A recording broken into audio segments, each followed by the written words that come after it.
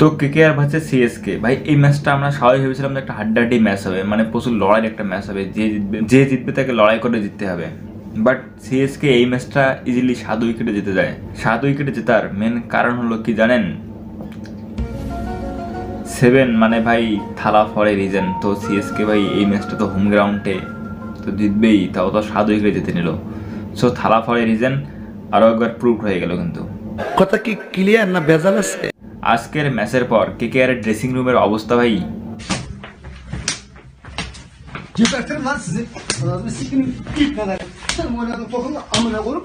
Ve yüzünden ağzını yüzünü sikerim sen verdiğin emeklere lan. Ne lan bu rezalet?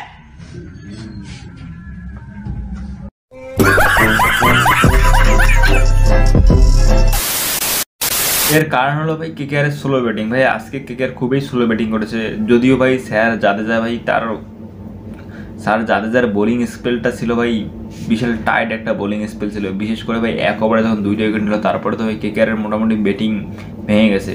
পরে ভাই Shreyas আইয়ারের slow batting, খুবই slow batting করেছে ভাই। 100+ strike rate, 103-4 strike rate নিয়ে ভাই শ্রেয়স আইয়ার খেলতেছে।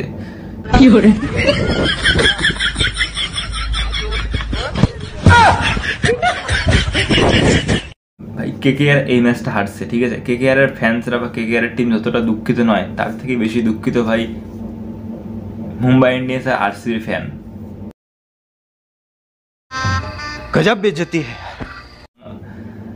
আর ভাই ওই যে মাঠের মধ্যে ডিজেওয়ালা থাকে না, যে গান টান বাজায়, তার সঙ্গে কোনো পাঙ্গা নিতে নাই। কারণ ভাই আজকে এই ম্যাচ ধোনি যখন ভাই কিপিং করতেছিল না, তখন ভাই अब के बरस है ये सावन जान न मेरी ले जाए बोले जो कोयल बाहों में बोले जो कोयल बाहों में।